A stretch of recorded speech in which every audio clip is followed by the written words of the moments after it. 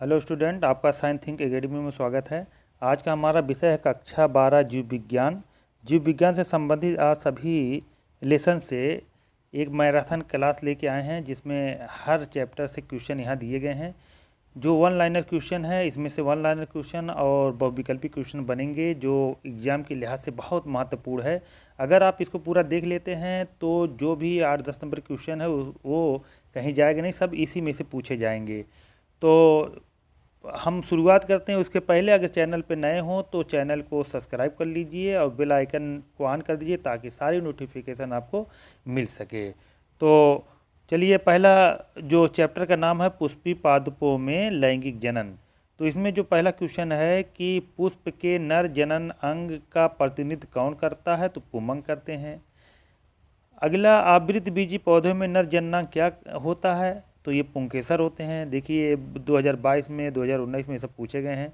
अगला है कि एक प्रारूपिक आवृत बीजी परागकोश में लघु बीजाणु की संख्या कितनी होती है, तो लगभग 4 होती है। अगला क्वेश्चन है कि 200 लघु बीजाणुओं के निर्माण के लिए प्रक्रियात्मक लघु बीजाणु मात्र कोशिकाओं में कितने अर्धसूत्री विभाजन होंगे, तो लगभग ये 50 होंगे। 50 बार होंगे तो 200 बनेगा। 112 लघु बीजाणुओं के निर्माण हो तो लघु बीजाणु मात्र कोशिका में कितने अर्धसूत्री विभाजन होंगे, तो ये क्या होंगे, 28 होंगे ना। 28 गुणे 4 कर दिया जाए तो इतना आ जाएगा। अगला, तो बीजांड का वह स्थान जहाँ बीजांड वृत्त जुड़ा रहता है कहलाता है नाभिक कहलाता है। निभाग किस में पाया जाता है, निभाग बीजांड में पाया जाता है। अगला क्वेश्चन है कि एक प्रारूपी आवृत बीजी भ्रूण कोष परिपक्व होने पर कैसा होता है, तो 7 कोशिकी और 8 केंद्रिकी। याद रखिएगा, बहुत इंपॉर्टेंट सवाल है, ये पूछे जाते हैं, 2019 में पूछे भी गए हैं। अगला, अंड समुच्चय के निर्माण में कौन सहायक है, तो अंड एवं सहायक कोशिका। सहायक कोशिका मतलब सिनर्जी और सिनर्जी के बीच में अंड कोशिका होती है, जो अंड समुच्चय कहलाते हैं।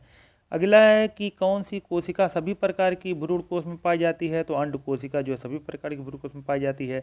अगला है प्रमुख कोशिकाएं कहाँ पाई जाती हैं, तो ये निभागी छोर पर पाई जाती हैं। और अगला क्वेश्चन है कि एक ही पुष्प के परागकणों का दूसरे पुष्प के वर्तिकाग्र तक स्थानांतरण क्या कहलाता है, ये सजात पुष्पी परागण, जिसको क्लिस्टोगैमी के नाम से जानेंगे।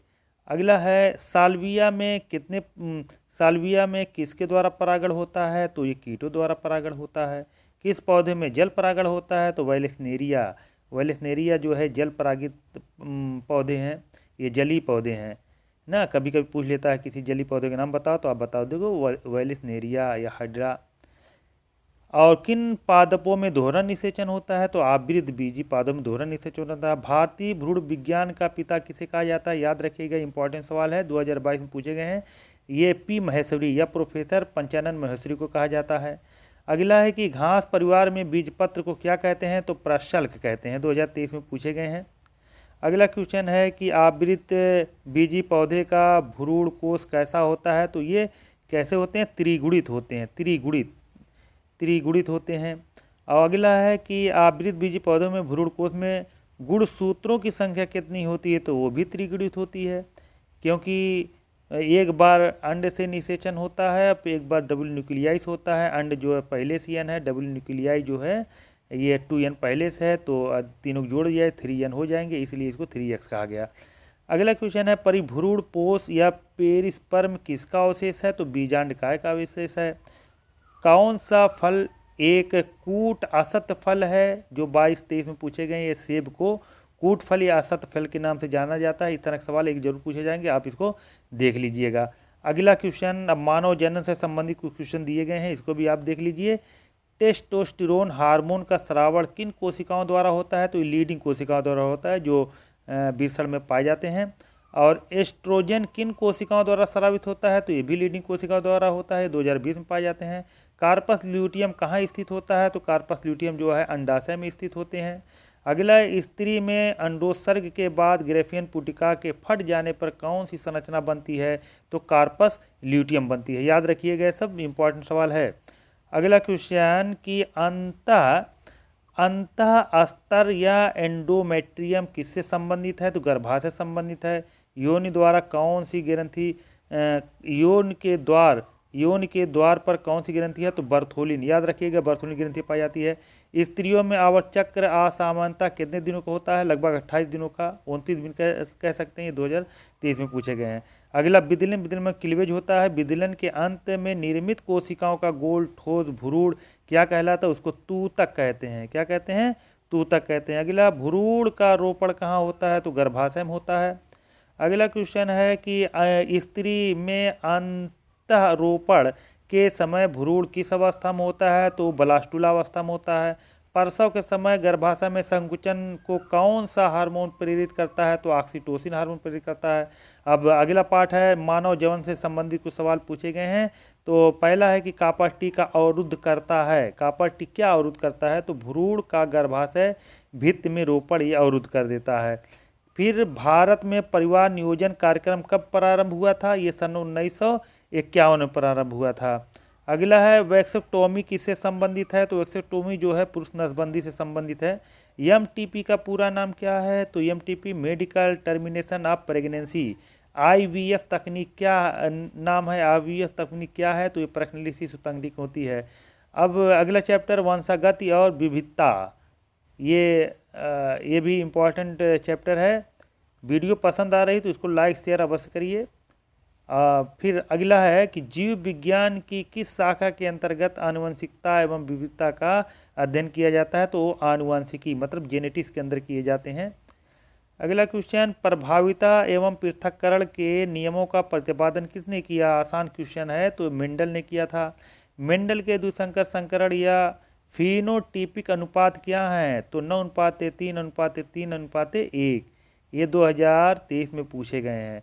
द्विसंकर टेस्ट क्रॉस का अनुपात क्या होता है? तो द्विसंकर टेस्ट क्रॉस का अनुपात जो है 1:1:1:1:1 होते हैं। गुलाबी पुष्प वाले गुलाबास से स्वनिषेचित निषेचन से प्राप्त प्रारूपी अनुपात क्या होगा? तो 1:2:1 होगा। गुलाबास का पौधा ना, ये जो है इस तरह होंगे। इसको अगला क्वेश्चन देखिए क्या है कि मानव में एबीओ रुधिर वर्गों में कितने जीनोटाइप संभव हैं? तो 6 जीनोटाइप संभव है। मनुष्य में संतान का लिंग निर्धारण किसके लिंग गुणसूत्र द्वारा होता है? तो पिता द्वारा। पिता में XY क्रोमोसोम पाए जाते हैं। वाई जो है ये लिंग का निर्धारण करते हैं ना, कि मेल होंगे या फीमेल होंगे। होलेंड्रिक जीन किस क्रोमोसोम पर? तो वाई क्रोमोसोम जो जीन पाया जाता है उसी को होलेंड्रिक जीन कहते हैं। याद रखिएगा, ये इंपॉर्टेंट सवाल है, ये भी पूछे जाते हैं, 2018 में पूछे गए हैं। और दात्र कोशिका आरक्तता मतलब जो एनीमिया है, सिकल सेल एनीमिया, ग्लूटेमिक अम्ल के किस अमीनो अम्ल के प्रतिस्थापन से होती है? तो वायलिन द्वारा होती है। किसके द्वारा? वायलिन द्वारा। तो कौन सा विकार एंजाइम जन्मजात उपचायी त्रुटि है? ये क्या है? जन्मजात उपापचयी त्रुटि है। 2023 में पूछे गए हैं। Phenyl ketone urea. याद रखिएगा, फिनाइल कीटोन यूरिया। अगला है टर्नर सिंड्रोम। टर्नर सिंड्रोम जो है किस विकार का उदाहरण है? तो ये गुणसूत्री विकार का उदाहरण है। टर्नर सिंड्रोम सब देख लीजिएगा। टर्नर सिंड्रोम, क्लाइफेंटर सिंड्रोम, ये सब देख लीजिएगा। मंगोली जड़ता किस आलिंगी गुणसूत्रों की एकाश सूत्रता के कारण होता है? तो 21वें पर होता है ना, 21वें पर ये मंगोल जड़ता 21वें पर। अगला क्वेश्चन कि वंशागति का आणविक आधार। वंशागति का जो आणविक आधार है चैप्टर से किसने पुष्टि की है कि डीएनए एक आनुवांशिक पदार्थ है? तो अल्फ्रेड हर्श एवं मार्शा चेस ने ये कब? 2023 में ये सवाल पूछे गए हैं, याद रखिएगा। अगला है गुणसूत्रों का निर्माण किससे होता है? तो यूक्रोमैटिन और हेट्रोक्रोमैटिन ना, यूक्रोमैटिन हेट्रोक्रोमैटिन द्वारा ये गुणसूत्रों का निर्माण होता है। आरएनए अणु में थायमिन का विस्थापन किसके द्वारा होता है? तो यूरोसिल के द्वारा होता है। आरएनए डीएनए, आरएनए में जो है थायमिन जो है यूरोसिल विस्थापित करती है, मतलब आरएनए में यूरोसिल पाए जाते हैं। सुकेंद्रीकी जीवों में कितने प्रकार का आरएनए पॉलीमेरेज एंजाइम मिलता है? 3 प्रकार के मिलते हैं। अगला है कि जीन के कृत्रिम संश्लेषण के लिए नोबेल पुरस्कार किसे मिला था? तो मैथाई, ओकावा, नीरेनबर्ग एवं खुराना को मिला था, याद रखिएगा। अगला मेट संघ के क्षारक किसके लिए प्रयोग किया जाता है? तो मेथियोनीन द्वारा। mRNA मैसेंजर आरएनए की सहायता से प्रोटीन संश्लेषण की प्रक्रिया क्या कहलाती है? तो अनुवादीकरण कहलाती है। 2023 में सवाल पूछे गए हैं। अगला प्रोटीन संश्लेषण के प्रारंभन हेतु प्रारंभिक कूट क्या है? तो AUG है, याद रखिएगा। समापन कूट या प्रारंभिक कूट, दोनों देख लीजिएगा। अगला क्वेश्चन है कि लैकोपेरान की उपस्थिति में क्रियाशीलता होती है। लैकोपेरान किसके? लैक्टोज के कारण।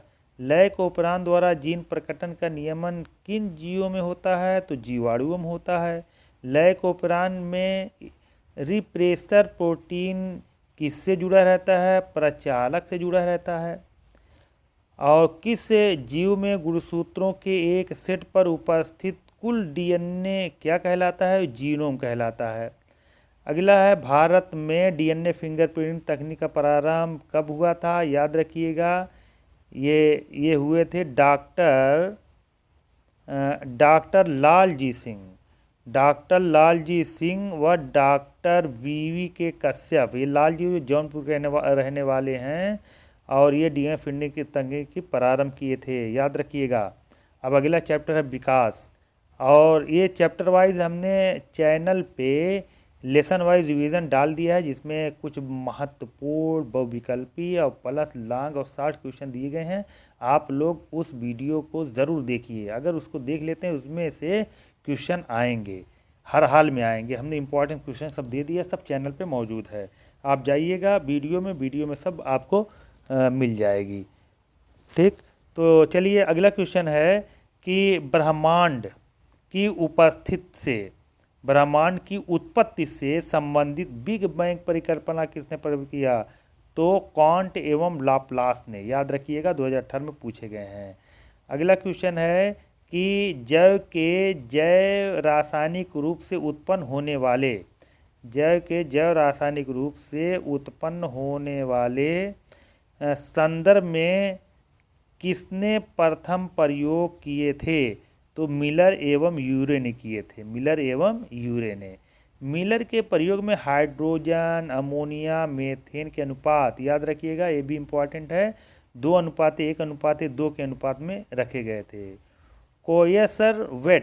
कोएसरवेट नाम किसने दिया था? ये ओपेरिन ने दिया था। कभी कभी कोएसरवेट पर टिप्पणी भी पूछ ली जाती है, याद रखिएगा, इंपॉर्टेंट सवाल है। अगला है कि विभिन्न कीटों के मुख्य उपांग किसके उदाहरण हैं? तो समजात के उदाहरण हैं। मछलियों के पंख एवं व्हेल के चप्पू क्या दर्शाते हैं? समरूपता दर्शाते हैं। इस तरह के सवाल पूछे जाएंगे, इसी में से बहुविकल्पी सवाल बनेंगे सब। अगला है एनिलिडा तथा मोलस्का के बीच की संयोजक कड़ी क्या है? तो नियोपाइलाइना है ना, नियोपाइलाइना भी इसको बोलेंगे। अगला सरीसृप तथा पक्षियों को जोड़ने वाली कड़ी का क्या नाम है? आर्कियोप्टेरिक्स, बहुत इंपॉर्टेंट है, ये जरूर पूछे जाते हैं, आर्कियोप्टेरिक्स। अगला जंतु तथा पादप के बीच कड़ी, ये तो सबको मालूम होगा, यूग्लिना है। पुनरावृत्ति सिद्धांत को प्रतिपादित करने वाले वैज्ञानिक का क्या नाम है? तो हेकल है, हेकल नामक वैज्ञानिक है। और प्राकृतिक चयन सिद्धांत किसने प्रस्तुत किया? तो डार्विन ने, ये भी इंपॉर्टेंट है, डार्विन ने किया था। फिर उसके बाद जीवों में होने वाले परिवर्तन में किनका योगदान नहीं होता? तो समान वातावरणीय दशाओं का नहीं होता। उत्परिवर्तन सिद्धांत किसने प्रस्तुत किया था? तो डी ब्रीज ने, याद रखिएगा, डी ब्रीज ने उत्परिवर्तन सिद्धांत दिया था। अब मानव स्वास्थ्य एवं रोग से संबंधित कुछ इम्पॉर्टेंट सवाल हैं। तो विषाणुओं में आनुवांशिकी पदार्थ क्या है? तो डीएनए या आरएनए, या तो डीएनए होगा या आरएनए होगा। डेंगू, जिसको हड्डी तोड़ बुखार का वाहक है, वो है एडीज मच्छर। एडीज इजिप्टाई किसका वाहक है? तो डेंगू बुखार का वाहक है। एडीज इजिप्टाई डेंगू बुखार का वाहक है। पीत ज्वर का वाहक कौन है? तो पीत ज्वर का वाहक एडीज मच्छर है। टाइफाइड रोग के जनक का क्या नाम है? वो तो साल्मोना टाइफी, याद रखिएगा, साल्मोनेला टाइफी। अगला क्वेश्चन कि विडाल टेस्ट जो है किन बीमारी की जांच के उपयोग किया जाता है? तो टाइफाइड 22-23 में पूछे गए हैं। टीबी के टीकों के क्या कहते हैं? तो बीसीजी कहते हैं, याद रखिएगा, ये भी 23 में पूछे गए हैं, इंपॉर्टेंट सवाल है। श्वेत रुधिर कणिकाओं के अति उत्पादन के परिणाम स्वरूप क्या होता है? तो ल्यूकीमिया होता है ना। श्वेत रुधिर कणिकाओं के ज़्यादा अगर बनने लगते हैं तो उसी को हम क्या कहेंगे? ल्यूकीमिया कहेंगे। अफीम से प्राप्त मॉर्फिन क्या है? तो एक तरह की एल्कोलाइड है। क्या है? एल्कोलाइड है। विनिवर्तन संरक्षण का कारण क्या है? तो ड्रग का अचानक बंद होना। विषाणु के संक्रमण से बचने के लिए शरीर के किस प्रकार के प्रोटीन को उत्पन्न करता है? तो ये इंटरफेरॉन है, याद रखिएगा, इंटरफेरॉन याद रखिएगा, ये इंटरफेरॉन इंपॉर्टेंट है, कभी कभी इंटरफेरॉन पर टिप्पणी पूछी जाती है। अगला है कोशिका भक्षण प्रक्रिया की खोज करने वाले वैज्ञानिक का नाम? तो मेचनिकॉफ हैं। एंटीबॉडीज़ क्या है? ये एक तरह का प्रोटीन है। एक प्रतिरक्षी अणु में कितने पॉलीपेप्टाइड श्रृंखला होती है? तो 4 होती है, 2023 में पूछे गए हैं। एंटी सीरम में क्या होता है? तो एंटीबॉडीज़ होती है। सीरम में सर्वाधिक मात्रा में पाई जाने वाली इम्यूनोग्लोबुलिन कौन सी है? तो IG कैपिटल जी है। अगला प्रथम सत्य वैक्सीन की खोज किसने की थी? तो लुईस पास्टर ने की थी, ये भी इंपॉर्टेंट है, देख लीजिएगा। अगला क्वेश्चन है मानव कल्याण में सूक्ष्म जीव। इसमें भी तमाम सवाल, बहुत सवाल पूछे जाते हैं, तो हम यहाँ आपको ये बता दे रहे हैं। तो चलिए, पहला है इसके अंदर कि स्विस चीज में बड़े बड़े छिद्रों की उपस्थिति के कारण कौन उत्तरदायी है? तो वो प्रोपियोनोबैक्टीरियम शेरमनी, याद रखिएगा। अगला है बैक्टीरिया द्वारा किण्वित फूले हुए आटे का उभरा हुआ रूप किस गैस के कारण होता है? 2003 पूछे गए हैं, कार्बन डाइऑक्साइड ना, कार्बन डाइऑक्साइड। ठीक। अब शर्करा से अल्कोहल का उत्पादन करने वाला कौन सा है? ये ईस्ट है। प्रतिजैविक शब्द किसने प्रभावित किया? ये वैक्समैन ने, याद रखिए कि इंपॉर्टेंट है। एंटीबायोटिक शब्द या प्रतिजैविक शब्द वैक्समैन ने दिया था। अगला है पेनिसिलिन की खोज किसने की थी? ये तो कक्षा 6 से आप पढ़ते हुए आ रहे हैं, और फ्लेमिंग ने की थी, 2018 में पूछे गए हैं। टेरामाइसिन नामक प्रतिजैविक किसने प्राप्त किया था? तो स्ट्रेप्टोमाइसिस सेरोमस जीवाणु द्वारा। बायोगैस उत्पादन के पश्चात संयंत्र में शेष रही सामग्री का उपयोग किसमें किया जाता है? तो खाद में किया जाता है। गोबर गैस का मुख्य घटक क्या है? मीथेन है, याद रखिएगा, मीथेन। और एक और इम्पॉर्टेंट सवाल है, बीटी के नाम सुने होंगे, बीटी जीव विष किस जीवाणु द्वारा उत्पादित किया जाता है? तो बैसिलस थ्यूरिंजिएंसिस, याद रखिएगा, इसी को शॉर्ट में बीटी कह दिया जाता है। दलहनी पौधों की जड़ों में कौन पाया जाता है? तो राइजोबियम लिग्यूमिनोसेरम, बहुत इंपॉर्टेंट है। दलहनी के पौधे की जड़ों में राइजोबियम लिग्यूमिनोसेरम पाए जाते हैं, एक तरह का क्या है? जीवाणु है। अगला है कि जैव प्रौद्योगिकी सिद्धांत एवं परिक्रम, इससे भी तमाम सवाल बनते हैं। 2023 में देखिए सवाल पूछा गया है कि कौन सा एंजाइम डीएनए को विशिष्ट स्थान पर काटता है? याद रखिएगा, बहुत इंपॉर्टेंट सवाल है। इंडोन्यूक्लिएज, क्या है? इंडोन्यूक्लिएज। इसको जो है क्या कहते हैं? कैंची भी कहते हैं। कौन सा एंजाइम डीएनए का विशिष्ट स्थान काटता है? तो इंडोन्यूक्लिएजेज।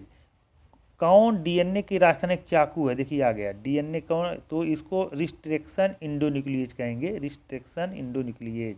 जीन अभियांत्रिकी यानी जीन इंजीनियरिंग की नींव किस एंजाइम की खोज से पड़ी? प्रतिबंधन अंतःन्यूक्लिएज, याद रखिएगा, अंतःन्यूक्लिएज। प्रतिबंधन अंतःन्यूक्लिएज का उपयोग आनुवंशिकी इंजीनियरिंग में किसके लिए किया गया था? तो डीएनए के पुनर्योगज अणु बनाने में, मतलब डीएनए रिकॉम्बिनेंट में किए गए थे। आप डीएनए रिकॉम्बिनेंट को खूब अध्ययन से पढ़ लीजिएगा, लॉन्ग क्वेश्चन में या टिप्पणी में पूछे जाते हैं। अगला है कि प्रारूप सेकंड के प्रतिबंधन एंडोन्यूक्लिएज एंजाइम के सफल क्रियान्वयन के लिए किसकी आवश्यकता पड़ती है? मैग्नीशियम आयन की उपस्थिति पड़ती है। ई कोलाई RI एंजाइम का स्रोत जीव क्या है? तो इस्चीरिया कोलाई RY13 है। कौन सा एंजाइम DNA खंडों को जोड़ने का काम करता है? तो लाइगेज। याद रखिएगा, ये भी बहुत इंपॉर्टेंट है, लाइगेज। सिंगल स्ट्रैंड DNA मतलब SES DNA को DNA टेम्पलेट पर किस एंजाइम की सहायता से संश्लेषित किया जाता है?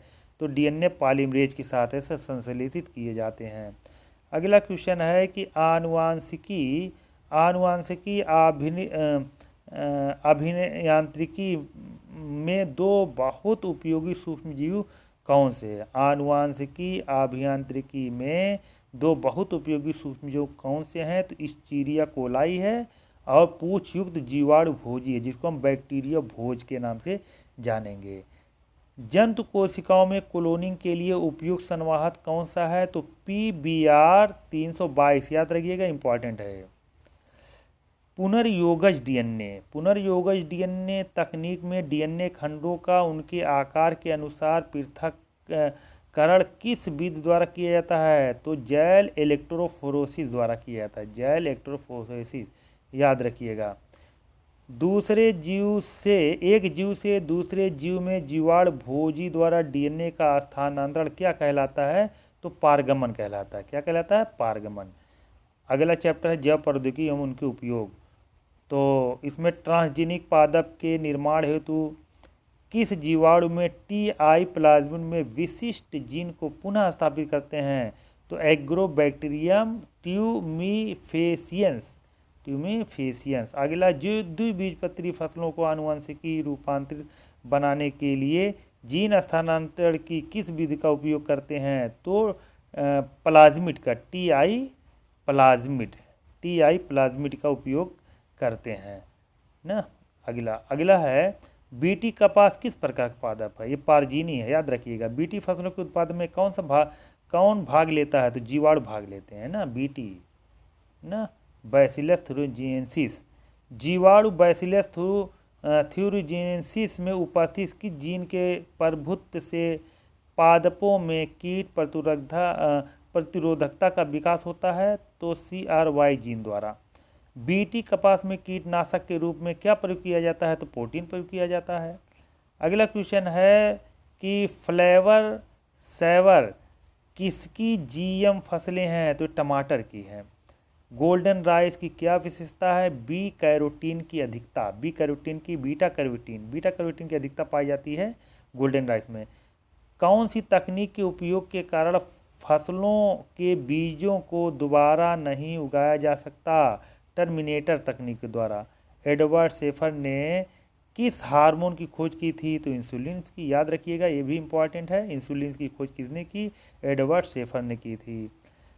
अगला है कि जीव और पर्यावरण से संबंधित कुछ सवाल है, जो मेरे ख्याल से आखिरी यूनिट है। इसमें है कि भारत में किस पारिस्थितिकी के जनक के रूप में जाना जाता है? तो रामदेव मिश्रा को। भारत में पारिस्थितिक के जनक क्या हैं? रामदेव मिश्रा। और परिस्थिति तंत्र से संबंधित भारतीय वैज्ञानिक कौन है? ये है प्रोफेसर रामदेव मिश्रा। दोनों एक ही क्वेश्चन है। इकोटोन निर्माण कैसे होता है? तो दो पारितंत्रों को जोड़ने से इकोटोन, दो पारितंत्र जो आपस में जुड़ जाएंगे उसी को इकोटोन कहेंगे। पैरामीशियम के लिए कौन सा आयु पिरामिड्स प्राप्त होता है? तो त्रिभुजाकार होता है। संभार समष्टि में कैसा वक्र मिलता है? तो यस वक्र मिलता है। लाइकेन में फंगस तंतु किससे पोषण प्राप्त करते हैं? 2019 में पूछे गए शैवाल से। लाइकेन शैवाल का बहुत घनिष्ठ संबंध होता है। अगला है ऐसी पारस्परिक क्रिया जिसमें एक जाति को लाभ पहुंचाता है तथा दूसरी को ना लाभ होता है और ना हानि, उसे क्या कहते हैं? तो सहभोजी कहते हैं। याद रखिए, देखिए इसमें भी टिप्पणी पूछी जाती है। सहभोजी, सहजीविता, परजीविता, ये सब आप रट लीजिएगा। परजीविता किसका उदाहरण है? तो अंतर जाति स्पर्धा का उदाहरण है। अगला चैप्टर है पारितंत्र से संबंधित। पारितंत्र से संबंधित कुछ सवाल है कि तालाब के पारितंत्र में जंतु प्लवक क्या है? ये शाकाहारी तथा प्राथमिक उपभोक्ता है। और उत्पादकों द्वारा निर्मित कुल उत्पादकता क्या कहलाती है? तो सकल प्राथमिक उत्पादकता कहलाती है। अगला है कि उपभोक्ता के लिए उपलब्ध कुल ऊर्जा की मात्रा क्या कहलाती है? तो शुद्ध प्राथमिक उपभोक्ता कहलाती है। उपभोक्ता स्तर का संचित ऊर्जा को क्या कहते हैं? द्वितीयक उत्पादक कहते हैं। कौन सा पारितंत्र नेट प्राथमिक उत्पादकता के संबंध में सर्वाधिक होता है? तो ये उष्णकटिबंधीय वर्षावन।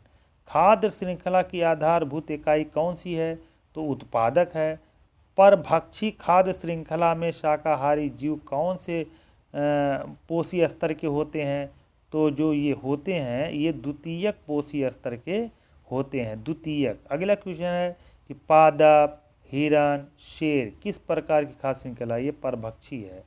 वृक्ष, बंदर, परजीवी किस प्रकार की खाद्य श्रृंखला? ये भी परजीवी है। ये परभक्षी, ये परजीवी। पारिस्थितिक तंत्र में किसकी निरंतरता आवश्यक होती है? ऊर्जा की। ऊर्जा रहेगी तभी पारिस्थितिक तंत्र चलेगा। पारिस्थितिक तंत्र की ऊर्जा का प्रवाह कैसा होता है? तो एक दिशीय होता है। क्या है? एक दिशा में चलती है, एक दिशीय होता है। अगला क्वेश्चन है कि पादप, फिर कीट, फिर मेढक, फिर सर्प, इस खाद्य श्रृंखला में यदि पादप में 100 किलो कैलोरी ऊर्जा है तो मेढक को कितनी ऊर्जा मिलेगी? तो मेढक 100 का 10%, तो 10 आया, 10 का परसेंट 1, तो मेढक को जो है 1 कैलोरी मिलेगी। जैव विविधता एवं संरक्षण से संबंधित सवाल है। तो किस वैज्ञानिक के अनुसार पृथ्वी पर जीवों की जैव विविधता लगभग 7 मिलियन हो सकती है? रॉबर्ट के अनुसार। अगला है कौन सा जीव समूह जंतुओं में 70% भाग को प्रदर्शित करता है? तो कीट है। कीट, हमारे जीव समूह में लगभग 70% कीट ही पाए जाते हैं। रॉबर्ट के अनुसार अभी तक कुल कितने प्रतिशत जातियों की खोज हो पाई है? 22% की। भूमध्य रेखा में ध्रुवों की ओर जाने वाली जैव विविधता घटती जाती है, इस प्रक्रिया को क्या कहते हैं? तो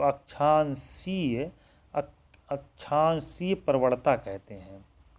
अगला क्वेश्चन कि किस